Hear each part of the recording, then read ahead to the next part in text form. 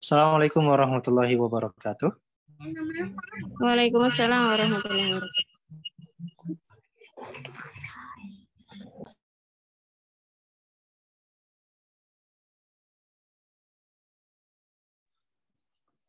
Dimulai saja mungkin Bu ya. Nah, Ustaz. Bismillahirrahmanirrahim. Innal hamdalillahi nahmaduhu wa nasta'inuhu wa nastaghfiruh wa na'udzu billahi min syururi anfusina wa min sayyiati a'malina. May yahdihillahu fala mudhillalah wa may yudlilhu fala hadiyalah. Wa asyhadu an la ilaha illallah wahdahu la syarikalah wa asyhadu anna Muhammadan abduhu wa rasuluh. Allahumma salli wa sallim ala nabiyyina Muhammadin wa ala alihi wa ashabihi wa man tabi'ahum bi ihsanin ila yaumiddin, amma ba'du. Fa ayyuhal ikhwa wal akhwati rahimani wa rahimakumullah. Alhamdulillah, kita bersyukur kepada Allah Subhanahu wa taala atas karunia dan limpahan rahmat-Nya sehingga pada kesempatan kali ini kita kembali akan membahas sebuah risalah yang sangat bermanfaat, yang begitu besar faedahnya untuk kita semua secara umum, dan juga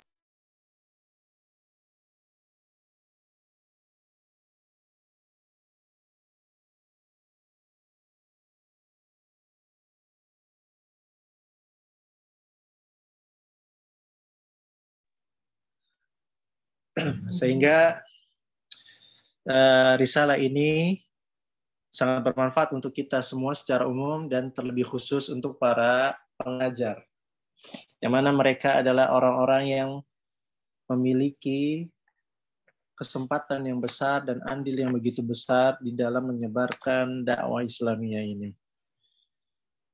Taib, masyarul muslimin wal muslimat rahimani wa rahimakumullah. Kita sampai pada tsalitsan, yaitu yang ketiga. Sampai sini ya Bu ya.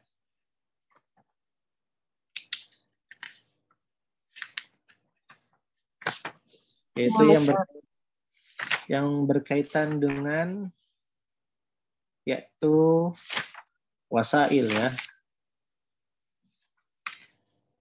Wasail dakwah kepada murid-murid kita di jalan Allah Subhanahu wa taala. Dan termasuk wasilah yang besar dan agung yang akan kita bahas pada pagi hari ini, yaitu berkaitan dengan husnul tadris wal muamalatu thayyibah, yaitu bagusnya pengajaran dan muamalah atau pergaulan yang baik.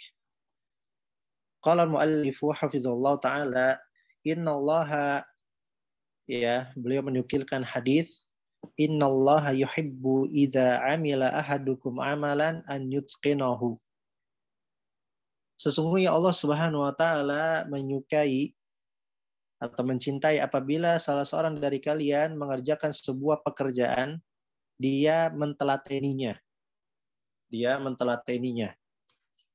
Itu memperbagus dalam segala, yaitu sisi dari pekerjaannya. Baik dia meningkatkan kualitas pekerjaannya, atau dia mengevaluasi terus apa kekurangan yang ada pada pekerjaannya, atau yaitu dia terus-menerus continue ya dalam menjalankan pekerjaannya secara profesional. Kemudian ya dalam hadis yang lain, wa innallaha katabal ihsana ala kulli syai'in, dan sesungguhnya Allah ya telah menetapkan al-ihsan, perbuatan baik pada segala sesuatu. Dan tentunya yang paling besar dalam perhatian untuk memberikan kebaikan, ihsan di sini adalah yaitu pengajaran. Rawahu Muslimun, diriwayatkan Imam Muslim. Fa idza darrasal muslimu falyuhsinit tadrisa fa alaihi an yukhallisa fi i'dadi durusihi wa syarhiha wa isali ma'lumatiha ila afhami tulab. Apabila seorang muslim mengajar, maka hendaknya dia perbagus pengajarannya. Yaitu dengan cara apa? Yaitu dengan cara benar-benar dia mempersiapkan pelajarannya dan penjelasannya dengan baik dan penyampaian informasi-informasi yang penting ya kepada pemahaman-pemahaman para santrinya. Wal yuhsin muamalatahum ka ikhwatin lahu aw abna'in, dan hendaknya juga dia memperbagus pergaulannya kepada murid-muridnya seakan-akan murid-muridnya itu adalah saudara-saudaranya atau anak-anaknya. Jadi bagaimana cara kita memperbagus muamalah kita terhadap murid kita, maka anggap mereka itu seperti saudara kita. Sebagaimana kita sangat sayang terhadap saudara-saudara kita atau anak-anak kita, maka kita juga perbuat seperti itu kepada murid-murid kita. Wal yarfaq bihim fa innar rifqa la yakunu fi syai'in illa zanah wala yanzi'u min syai' wala yunza'u min syai'in illa syanah. Dan hendaknya dia berlemah lembut kepada mereka, karena sesungguhnya kelembutan itu tidaklah datang pada sesuatu kecuali akan menghiasinya, dan tidaklah kelembutan tersebut dicabut dari sesuatu kecuali dia akan yaitu merusaknya. Diriwayatkan Imam Muslim. Dan juga Nabi SAW bersabda, wa innallaha rafiqun yuhibbur rifqa fil amri kullih.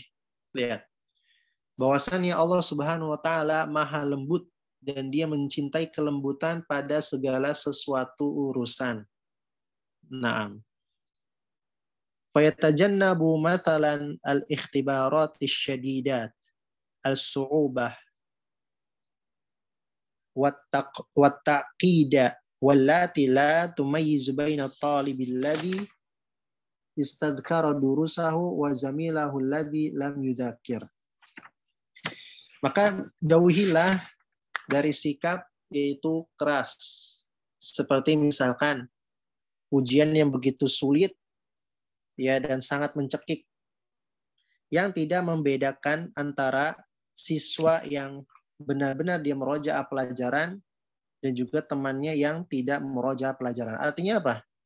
Artinya semuanya yang mau belajar, mau yang tidak belajar dibuat sulit, atau tidak bisa membedakan mana yang benar-benar bersungguh dan yang tidak bersungguh-sungguh. Karena apa? Dianggap semuanya tidak bersungguh-sungguh. Sehingga dia menyulitkan ujian-ujian untuk anak-anak muridnya yang bukan sesuai dengan standarisasi yang ada. Wala yusmah bil gish fil ikhtibarat wal wajibat bal yu'aqab alaihi fa innahu man ghasyana falaysa minna wal ya'dil bainahum. Dan juga tidak membiarkan untuk diperbolehkan menyontek dalam ujian dan tugas-tugas. Bahkan diberikan hukuman. Karena apa alasan? Yaitu barang siapa yang menyontek, maka dia bukan dari kalangan kami. Maka hendaknya seorang guru itu adil di antara mereka. Ya, jadi ujian tapi diberikan sesuai dengan kapasitas. Ya, yang sesuai dengan ya apa yang mereka pelajari. Ya, dan bisa mempermudah mereka, artinya memang secara standar. Tidak dibuat sulit ya, seakan-akan dia mengatakan bahwasanya ujian itu ya adalah sesuatu yang mencekam. Nah, ini tidak diperbolehkan. Hendaknya dia adil. Ya, kalau memang ujiannya standarnya memang standar B, jangan dibuat menjadi standar A+. Kalau pelajarannya memang pelajaran untuk anak SD, jangan dibuat soalnya seperti anak SMA. Maka dilihat dari kondisi anak-anaknya. Sehingga memang ujian itu secara standar. Sehingga benar-benar terbedakan mana yang bersungguh-sungguh dan yang tidak bersungguh-sungguh. Akan ketahuan. Nah, kalau kita buat terlalu keras, terlalu sulit, maka semuanya akan kena. Dan ini bukan keadilan. Wa kadzalika min husnil muamalati alla yaskhar min ahadihim idza stafhama aw sa'alahu su'alan walau kana basitan. Dan termasuk muamalah yang baik adalah jangan mengolok-olok di antara mereka. Mengolok-olok salah seorang dari mereka. Apabila dia bertanya sebuah pertanyaan, walaupun itu pertanyaan yang sangat remeh. Nah, ini jangan. Wa 'alal umumi fa inna fahma talib lil maddati wasti'abiha iyyaha wa husni muamalatil mudarris lahu wa tibi khuluqil mudarris wa siratihi wa muwafaqati qawlihi amalahu kullu dzalika min ahammil awamil allati tusa'idu ala isali da'watil mudarrisi ila qalbi talibi wa ta'atsurihi biha wa istijabatihi laha. Maka secara keumuman bahwasannya pemahaman memahami seorang talib terhadap sebuah materi dan penguasaannya, dan juga baiknya muamalah guru terhadapnya, bagusnya akhlak seorang guru, perilakunya, dan kesesuaian ucapan dengan amalannya. Maka ini semua adalah sepenting-pentingnya dorongan, faktor yang bisa membantu dakwahnya seorang guru ya hingga bisa sampai kepada hati seorang murid dan keterpengaruhan mereka terhadap dakwahnya tersebut dan penerimaan mereka terhadapnya. Jadi kesimpulannya, sebagus apapun, artinya sebaik mungkin kita dalam memberikan pengajaran dan muamalah yang baik, sehingga itu bisa mendatangkan apa? Mendatangkan sesuatu yang sangat diterima oleh muridnya. Sehingga jangan sampai kita mengatakan, bahwasanya jangan kamu bermain game, misalkan, tapi sendirinya gurunya bermain game. Jangan kamu menonton film ini dan itu, tapi sendirinya gurunya yang menonton film dan ini dan itu. Nah itu wasilah yang ketiga yang berkaitan dengan yaitu wasilah dakwah yang baik yang harus dilakukan oleh seorang guru. Rabi'an, yang keempat, al-amru bil ma'ruf wan nahyu 'anil munkar. Memerintahkan kebaikan dan melarang dari keburukan. Idza kana husnul tadrisi wa itqanuhu matluban minal mudarrisi bi'tibari anna tadrisa huwa mihnatuhu fa inna da'wata ila Allahi wal amri bil ma'ruf wan nahyi 'anil munkar matlubun minhu aidan bi'tibari anna al-islama huwa dinuhu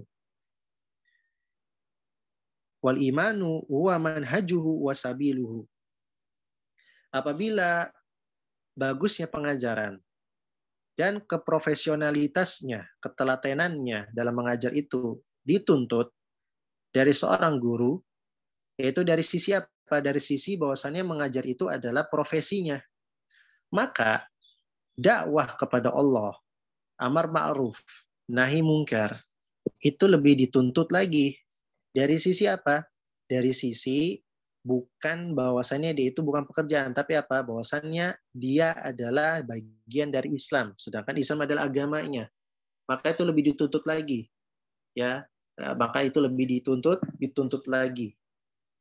Maka Allah Subhanahu wa taala berfirman, "Wal mu'minuna wal mu'minat ba'duhum awliya'u ba'd ya'muruna bil ma'ruf wa yanhauna 'anil munkar." Orang-orang mukmin dan mukminat, sebagian mereka adalah wali, ya, wali atas sebagian yang lainnya, ya. Mereka adalah orang-orang yang saling mencintai.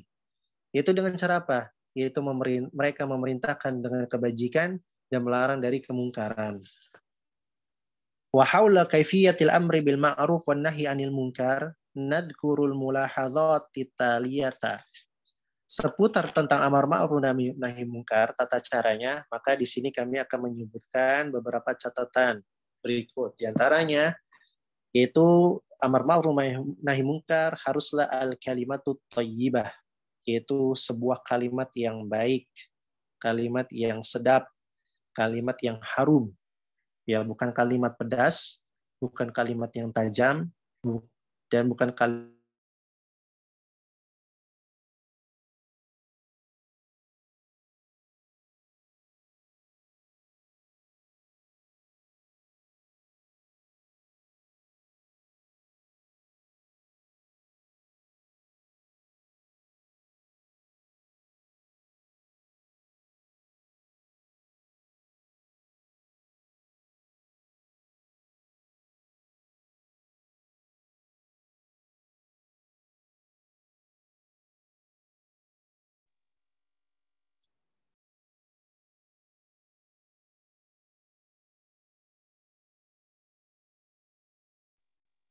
Afwan Ustaz, terputus Ustaz.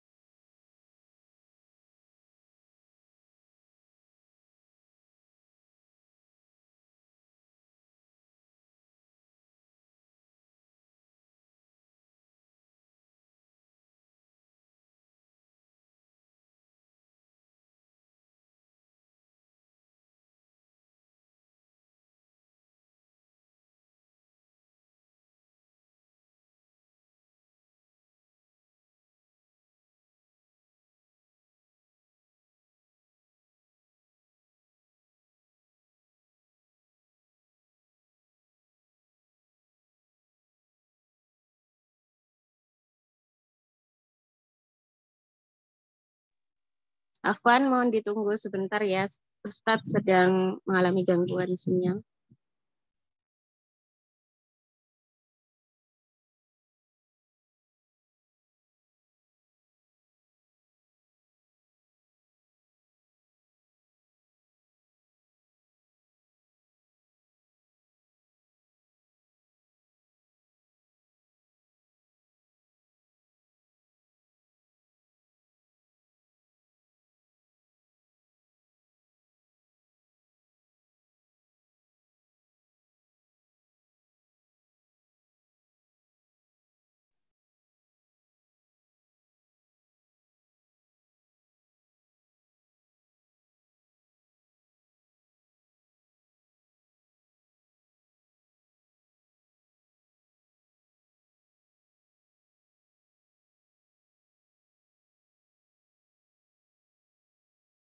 Kenapa?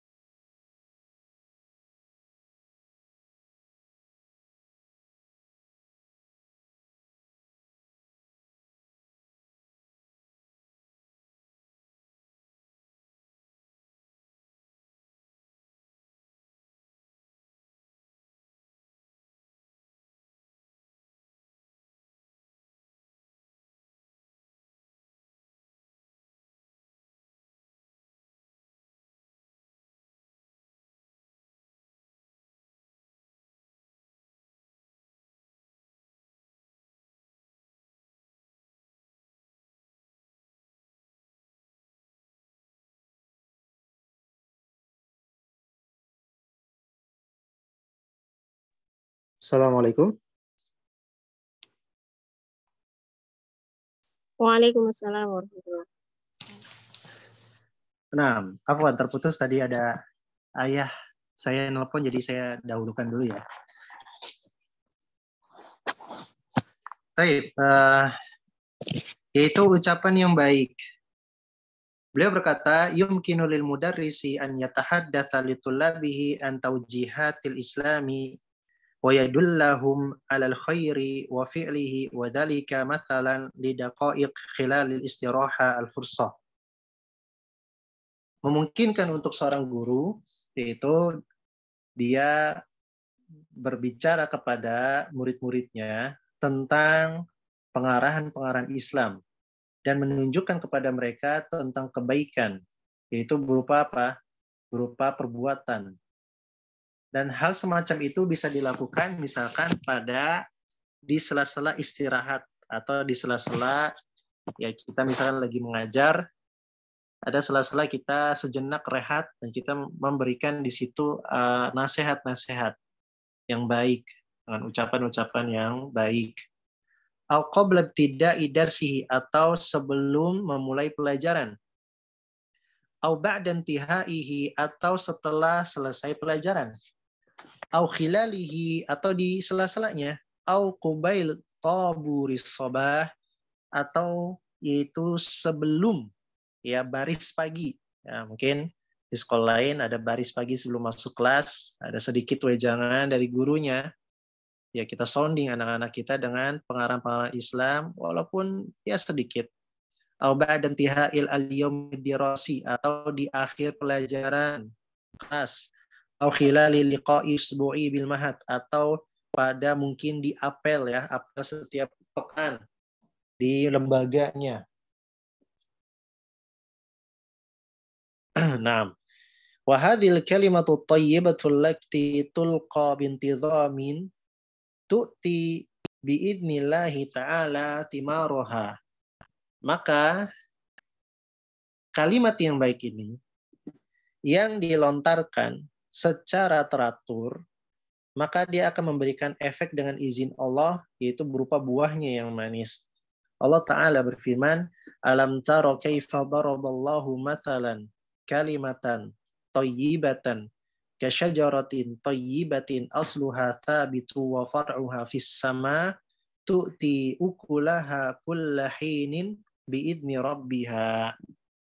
Allah Ta'ala berfirman, tidakkah engkau memperhatikan bagaimana Allah memberikan permisalan sebuah kata yang baik, ya, dipermisalkan seperti pohon yang baik, yang mana pokoknya itu, akarnya itu kokoh, dan cabangnya itu menjulur ke langit, yang memberikan buah-buahan pada setiap waktu dengan izin Rabb-nya.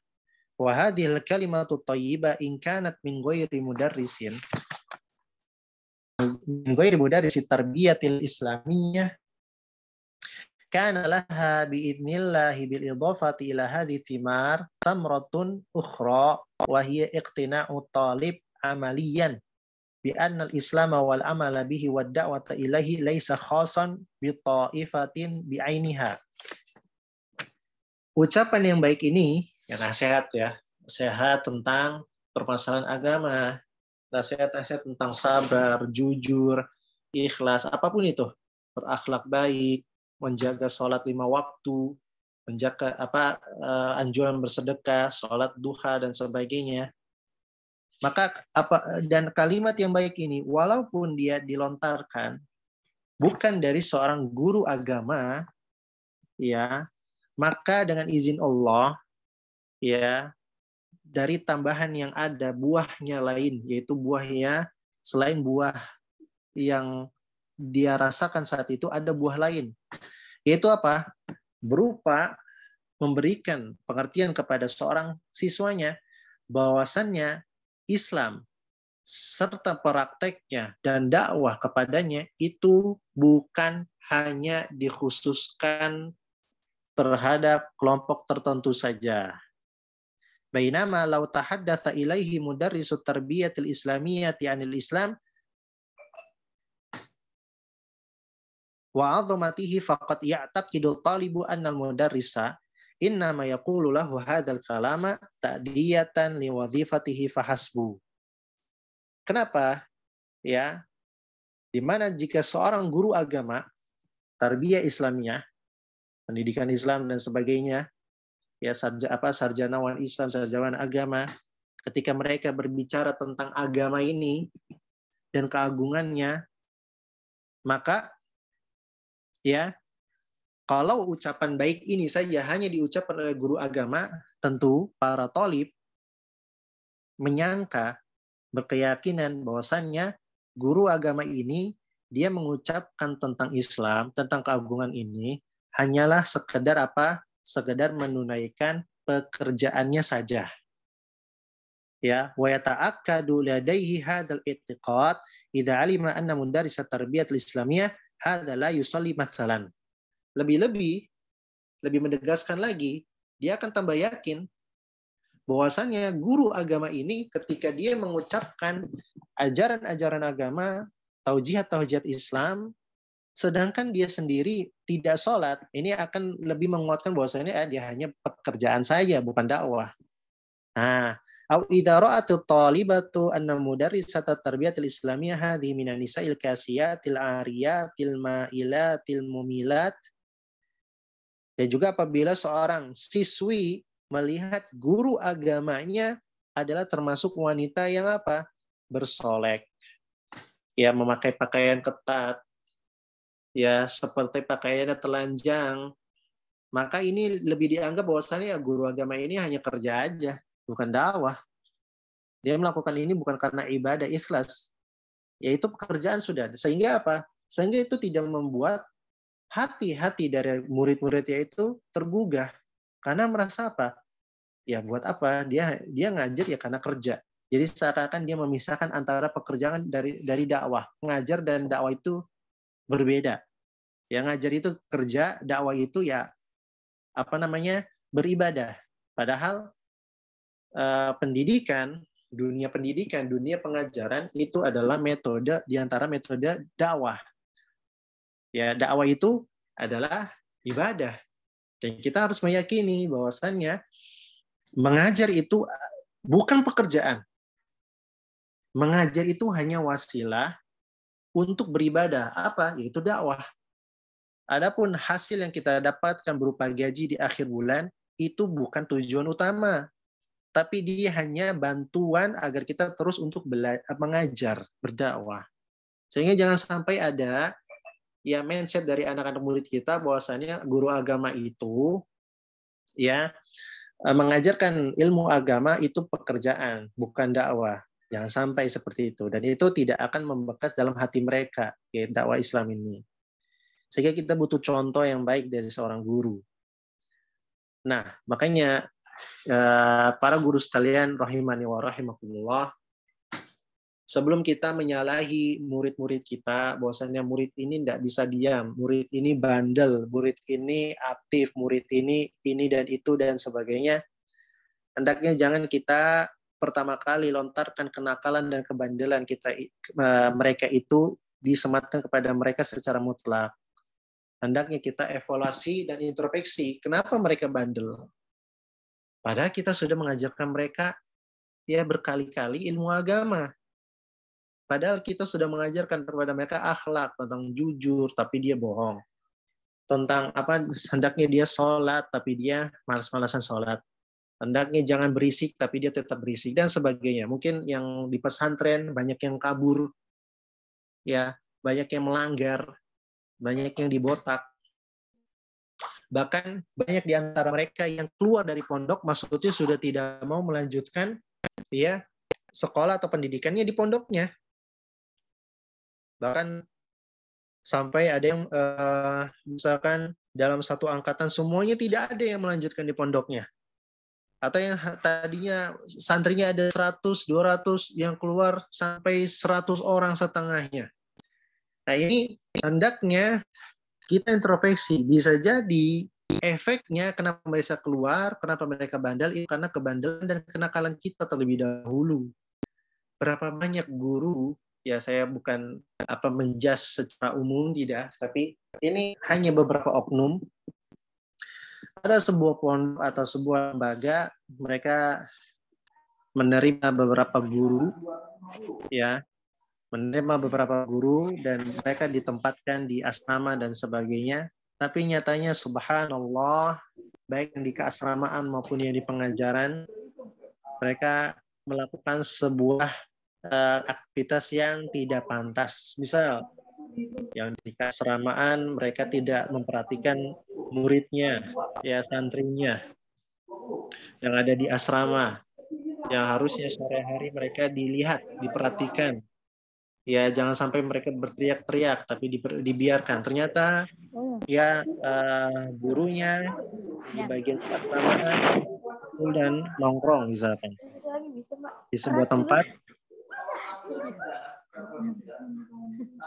Ada suara, mungkin bisa ditutup ya. Baik. Barakallahu fikum.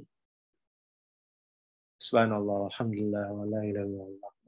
Sampai mana tadi ya? Subhanallah, subhanallah. Subhanallah.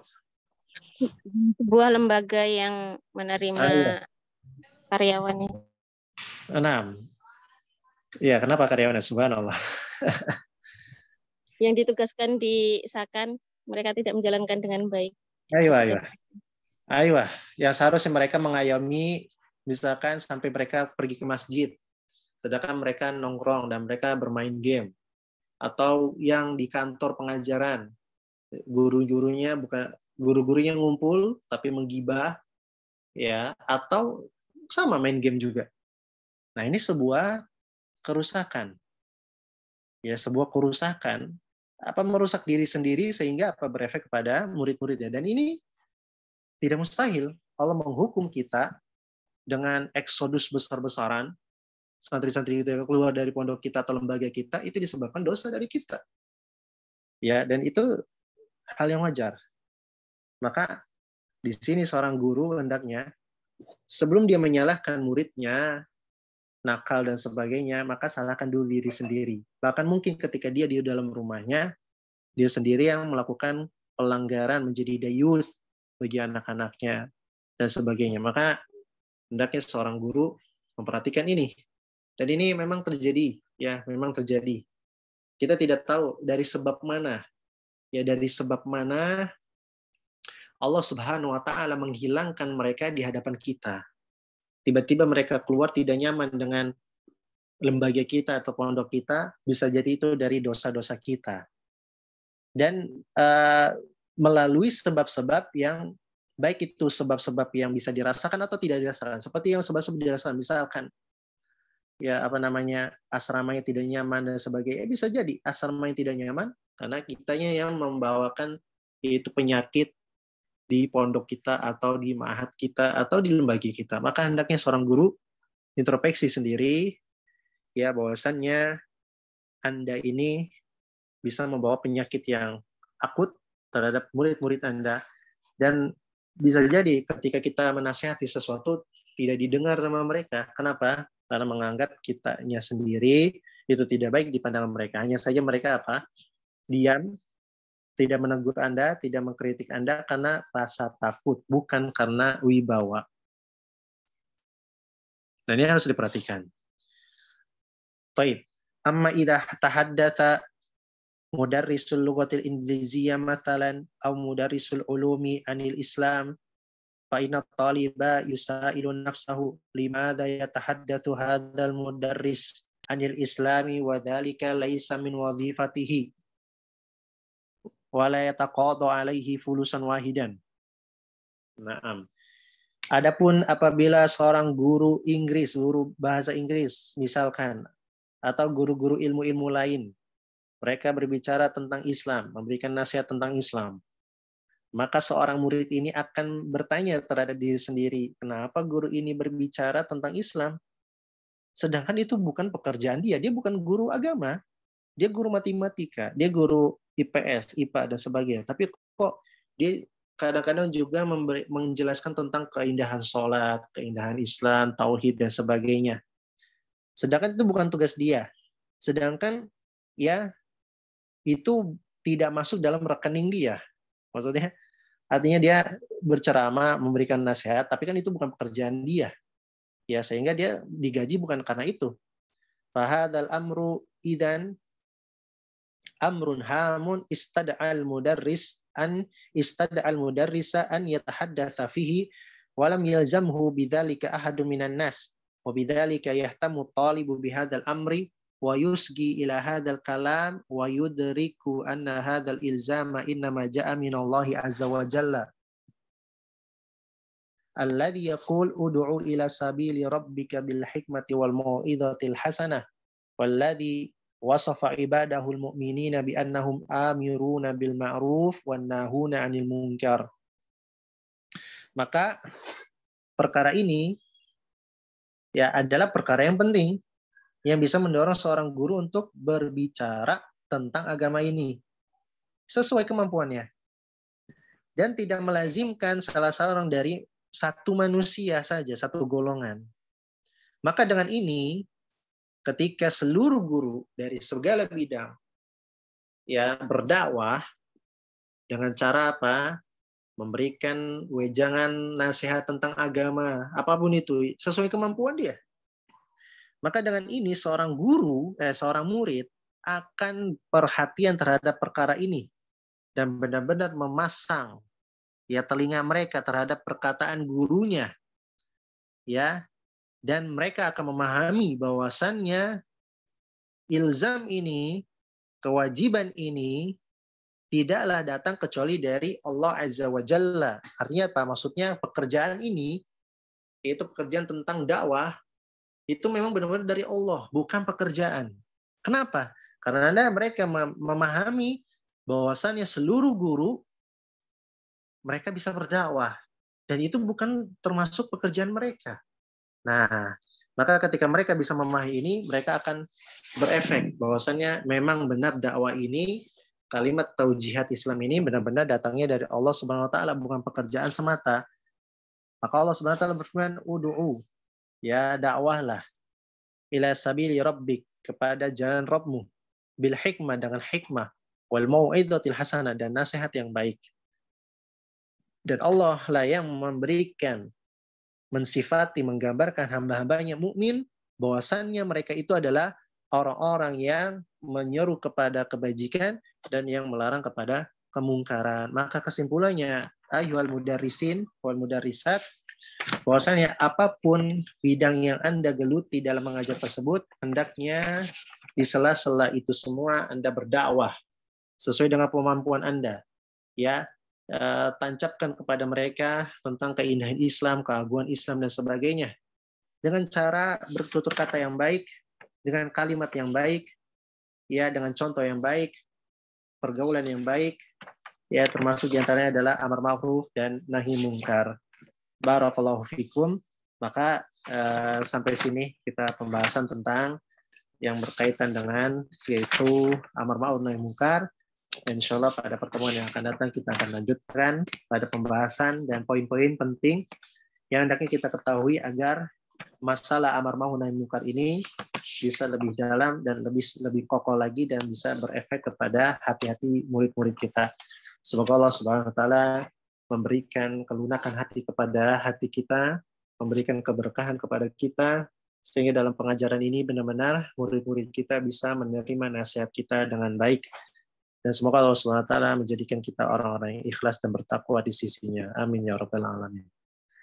Nah, silakan jika ada pertanyaan, saya persilakan. Falyatafaddal mashkuran. Silahkan bagi peserta yang ingin bertanya. Iya. Silahkan Ukhti April. Bismillah, Assalamualaikum warahmatullahi wabarakatuh, Ustaz. Waalaikumsalam warahmatullahi wabarakatuh. Assalamualaikum, Ustaz, izin bertanya.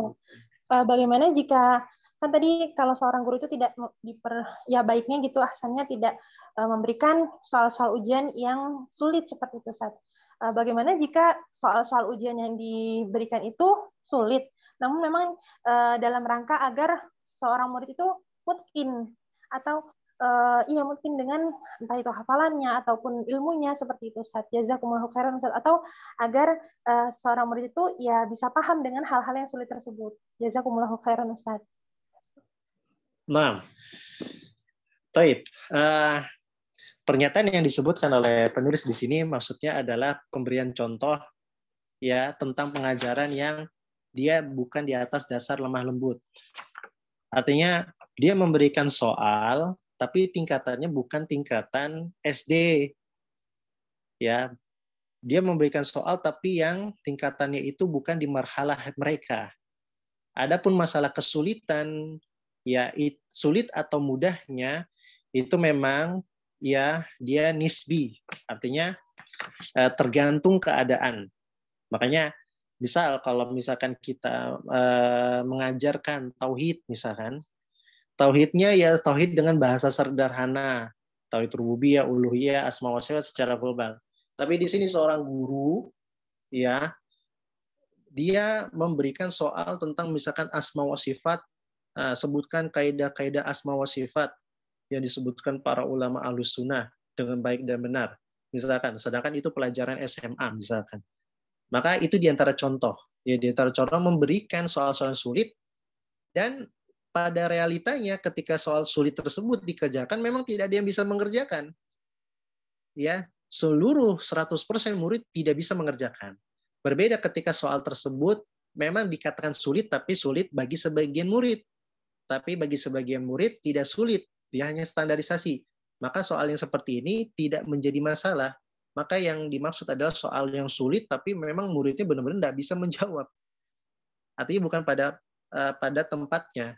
Maka itu dikembalikan kepada porsinya, yaitu kalau memang kurikulumnya soalnya seperti itu, bisa dibuat sesuai dengan materinya, dan tentu pasti setiap murid itu pasti ada yang sebagian mereka bisa menjawab, sebagian mereka ada yang tidak bisa menjawab, dan ada yang setengah-setengah. Maka kalau ada soal seperti itu, maka itu bukan soal yang sulit, tapi itu hanyalah soal yang memang sesuai dengan standarisasi mereka, yaitu sesuai dengan marhalah mereka. Tapi yang diinginkan dari penulis itu adalah soal-soal yang sulit, seakan-akan membuat mereka tercekik. Artinya apa? Semuanya tercekik. Nggak ada satu orang pun yang bisa menjawab. Ya, tidak ada yang bisa menjawab kecuali hanya gurunya. Itu hanya sebagian contoh saja. Artinya memberikan contoh bahwasannya hendaknya dalam memberikan soal atau pengajaran, baik di awal, di tengah, dan di akhirnya, tetap kita berlemah lembut. Seperti itu. Nah, semoga bisa dipahami. Nah, jazakillahu khairan atas pertanyaannya Uhti April. Selanjutnya Ustadz izin bertanya, bagaimana cara dakwah kita yang tepat kepada seorang anak yang sering mendapati orang tuanya tidak sholat ketika di rumah? Nah, model seperti ini memang dilema, dan memang banyak ya. Artinya ketika kita sudah memberikan tasfiyah wa tarbiyah, memberikan gizi dan vitamin yang bagus, tapi terkadang tidak ada kerjasama dan ta'awun terhadap orang tuanya. Ya, baik dari sisi mereka memberikan fasilitas yang tidak baik atau memberikan contoh yang tidak baik. Maka di sini posisi kita adalah pertama-tama dan paling utama adalah yaitu menjaga diri kita yang terlebih dahulu. Artinya kita yang menjadi teladan yang paling baik dulu bagi anak-anak murid kita. Sebagaimana tadi disebutkan oleh beliau, hendaknya kita diyarfaq, lemah lembut ya kepada mereka, seakan-akan mereka itu saudara kita dan anak kita. Anggap mereka adalah anak kita. Ketika kita sudah menganggap mereka anak kita atau saudara kita, tentu mereka adalah orang terdekat kita. Dan ketika mereka sudah menjadi orang terdekat kita, artinya apa? Mereka akan mengambil sesuatu ya dari orang terdekatnya, baik itu yang buruk maupun yang baik. Sehingga di sini posisi kita apa? Anggap mereka adalah anak-anak kita atau saudari dan saudara-saudara kita. Yang penting yang utama adalah kita yang jadi kuduah dulu. Ada kemudian yang kedua, untuk orang tua dan kita mengetahui keadaan orang tua mereka, maka hendaknya bagi seorang guru bisa memberikan nasihat yang baik dan memberikan arahan serta pengertian agar orang tua bekerja sama dengan kita. Ya, bagaimanapun caranya, berikan mereka perencanaan dan pengertian yang baik. Entah caranya kita ketemu dengan mereka di rumah mereka, atau mereka datang ke kantor kita atau tempat kita, dibuat perjanjian dan kita sampaikan ini dan itu, maka hendaknya sampaikan. Ya, hendaknya disampaikan. Dan tidak mustahil bagi seorang murid, kadang di keluarganya dia rusak, tapi dia menjadi baik karena orang lain. Bukankah para sahabat Nabi Shallallahu Alaihi Wasallam wa radhiyallahu anhum, mereka banyak dari keluarga yang tidak baik. Lihatlah bagaimana Sa'ad bin Abi Waqqas, ibunya kafir. Lihatlah bagaimana ya Mu'adz bin Jabal, dari keluarga kedua orang tuanya adalah orang yang kafir dan diusir. Lihat para sahabat yang lain. Mereka menjadi baik, apakah dari keluarga yang baik? Tidak. Tapi mereka baik dari guru yang baik, yaitu Rasulullah SAW. Dan Rasulullah SAW menganggap mereka semua adalah para sahabatnya, orang-orang terdekat. Maka ketika kita sudah menganggap murid kita orang yang paling dekat dengan kita, seakan-akan mereka itu seperti anak kita sendiri. Jadi anak kita, anak kandung dengan anak orang itu semuanya anak kita. Maka dengan izin Allah Subhanahu wa taala, insya Allah mereka akan menjadi baik disebabkan kita, insya Allah. Adapun orang tua, insya Allah pengaruhnya akan terkikis ketika kita memang benar-benar baik. Dan Itu semua dengan izin dan taufik dari Allah Subhanahu wa taala. Dan yang paling utama adalah mendoakan mereka, terutama untuk diri kita agar tetap menjadi orang yang istiqomah, sehingga efeknya juga kepada murid-murid kita. Wallahu taala alam bisawab.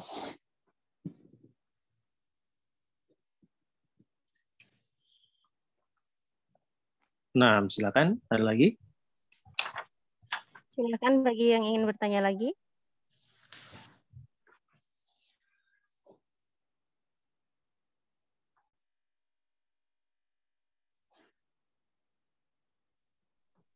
Silakan Uti April, tafadholi. Bismillah. Assalamualaikum warahmatullahi wabarakatuh, Ustaz. Waalaikumsalam warahmatullahi wabarakatuh. Alhamdulillah, jazakumullah khairan Ustaz atas jawaban sebelumnya. Alhamdulillah, izin bertanya lagi boleh Ustaz? Nah, silakan.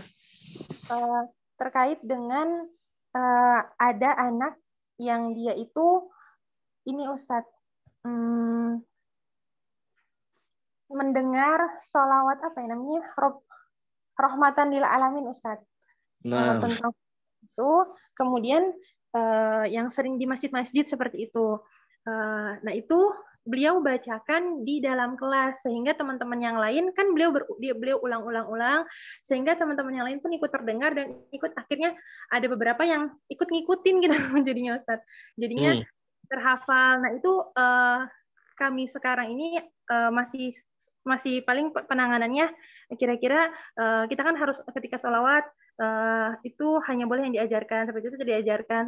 Kemudian kalau misalnya, nah terkadang ketika dikatakan seperti itu beliau akan membesarkan volume suaranya, malah membesarkan volume suaranya. Kemudian kami biasanya akan langsung misalnya memberikan tugas kembali atau misalnya setel murotal di dalam kelas seperti itu. Jadi dari awal sebelum beliau udah mulai ini kami tahu misalnya ada waktu-waktunya misalnya ketika teman-temannya lagi sepi kita setel murotal langsung agar beliau tidak terpikirkan untuk itu. Nah itu terkadang kami akan luput ya Ustadz ya. Ada saja mungkin waktu-waktu kami luput dan kemudian beliau sudah membacakan sholawat itu. Nah itu bagaimana ya Ustadz? Kemudian terkait dengan sholawat itu apakah tidak masalah atau gimana ya Ustadz? Soalnya baca di lirik itunya tuh kayaknya kurang bagus atau gimana Ustadz? Jazakumullah khairan Ustadz. Ayo. Nah, tentu harus ada cara-cara yang bisa mengikis ya, artinya mensedikitkan. Memang kita tidak bisa pungkiri bahwasanya anak-anak kita mereka biasa anak-anak itu seperti kertas putih. Dia masih akan terus menerima warna-warna yang ada. Ya, selama dia masih putih dia akan menerima warna merah, warna hitam dan warna biru. Ya, apalagi kalau mereka ada di lingkungan yang memang jauh dari sunnah. Ya, jauh dari sunnah atau memang tidak sedekat dengan sunnah. Maka memang dengan cara-cara tersebut kita harus pikirkan bagaimana untuk agar dia itu bisa tidak memberikan efek kepada teman-temannya. Ya tadi seperti memberikan murotal di jam-jam tertentu dan sebagainya. Dan memang kadang kita akan terluput dari hal-hal seperti itu. Maka bisa kita dengan cara mungkin memanggil dia, ya kita kasih nasihat secara empat mata dengan baik dan lembut, memberikan pengarahan dengan bahasa yang bisa dia mengerti. Bisa jadi dengan seperti itu dia akan memahami. Terkadang seorang anak ketika kita larang di depan umum atau mungkin memberikan sesuatu seakan-akan itu adalah sebuah larangan bagi dia, terkadang dia tidak terima. Tapi mungkin dengan kita memanggil dia baik-baik atau diajak jajan, makan bakso sebentar, makan cilok sebentar dengan dia, kemudian buat dia senang gitu kan, dan sebagainya, kemudian baru kita nasihati. Siapa tahu dengan hal tersebut dia akan menjadi menerima. Makanya kuncinya sebenarnya memang, dan saya memohon ampun kepada Allah Subhanahu wa taala, bukan berarti saya yang terbaik.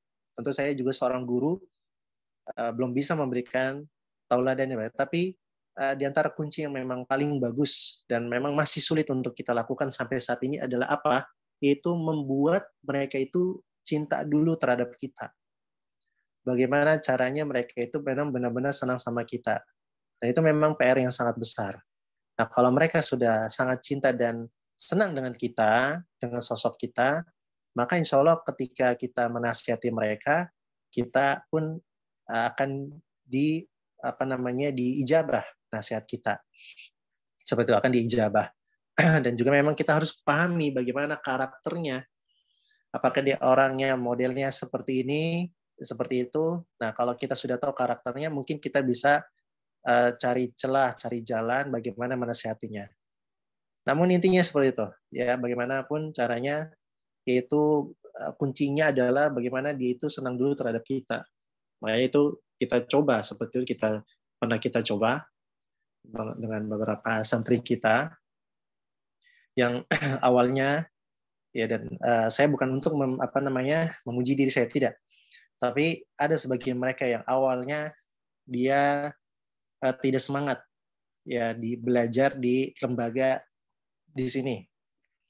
Artinya dia yang tadinya mau belajar umum saja, artinya di pelajaran umum, tapi dia orang tuanya pengen anaknya fokus pada ilmu syariah.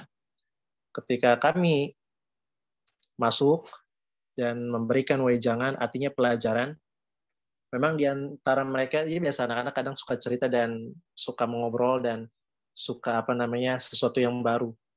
Di situ ada beberapa santri yang awalnya dia orang tuanya mengatakan, Ustadz, anak saya itu dia nilainya akan bagus kalau gurunya adalah guru yang disenangi sama dia atau wali kelas yang dia senangi. Nah, ketika dia melihat seorang guru atau wali kelasnya adalah orang yang menjadi orang yang baik buat dia, artinya dia semangat dan senang dengan dia, maka dia akan menjadi semangat belajar. Dan itu kami ketahui. Nah, tentu kita tahu bahwasanya orang tua lebih tahu karakternya. Nah, ketika si anak ini sudah senang dengan kita, dengan izin Allah, dengan bantuan Allah, maka dia ketika kita nasihatin pun dia akan menerima. Dia akan menerima. Paling minimal yang tadinya dia banyak melanggar, minimal dia sudah tidak banyak melanggar. Maka itu kuncinya memang. Kuncinya adalah membuat mereka senang terlebih dahulu kepada kita. Ketika mereka sudah senang, kita pahami karakternya. Ketika kita pahami karakternya, maka kita akan tahu bagaimana cara menasihatinya dengan baik. Tapi tentu itu butuh kesabaran. Memang itu butuh kesabaran. Wallahu a'lam bishawab. Masya Allah, jazakumullahu khairan Ustadz, barakallahu fikum. Fika barakallah. Terakhir Kita mungkin? Cukupin, ya, Ustaz. Udah cukup. Apa terakhir? Mungkin ada lagi dari peserta yang ingin bertanya?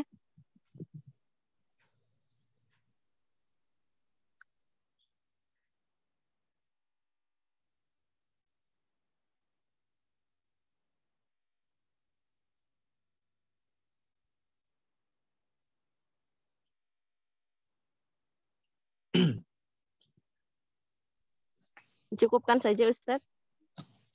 Khairan, insyaallah. Tapi untuk sebagai penutup, saya menasihatkan diri saya pribadi dan teman-teman sekalian, bahwa saya seorang guru, siapapun Anda, siapapun kita, baik guru pengajaran umum maupun agama, kunci suksesnya adalah kita mendekatkan diri kepada Allah Subhanahu wa taala. Dan kita tidak akan bersih hati kita kepada murid-murid kita kalau kita tidak mendekatkan diri kepada Allah dan banyak beristighfar. Maka hendaknya seorang guru memperbanyak membaca Al-Quran. Kalau bisa dia mengerjakan sholat di waktu-waktu di mana manusia tidur. Maka dengan itu Allah Subhanahu wa taala akan membantunya. Ketahuilah, sebagaimana yang tadi saya sebutkan, banyak murid-murid kita nakal, itu bisa jadi karena kitanya yang nakal terlebih dahulu. Dan bagaimana mengukur kenakalan kita itu, kita lihat dari sholat malam kita. Subhanallah, para ulama mengatakan, tidaklah aku meninggalkan sholat malam, kecuali itu karena dosa. Maka bagi orang yang susah untuk bangun malam, ketahuilah bahwasanya dia punya dosa. Bukan berarti orang yang sudah sholat malam, dia tidak punya dosa? Enggak. Tapi indikasi dia tidak bisa bangun malam adalah dosa. Kalau dari diri kita sudah tidak bisa bangun malam untuk sholat malam, ketahuilah bahwasanya kita ada dosa yang sangat berkarat. Dan bisa jadi anak-anak kita yang seharusnya dinasihatin dia diam, tapi tidak mau menerima kita. Kenapa? Karena bisa jadi kitanya yang ada dosa tersebut. Maka semoga Allah Subhanahu wa taala membersihkan dosa-dosa kita dan membantu kita untuk terus beribadah dengan lapang kepada Allah Subhanahu wa taala. Kita tutup dengan doa kafaratul majlis. Subhanakallahumma bihamdika asyhadu an la ilaha illa anta astaghfiruka wa atubu ilaik. Assalamualaikum warahmatullahi wabarakatuh. Waalaikumsalam warahmatullahi wabarakatuh.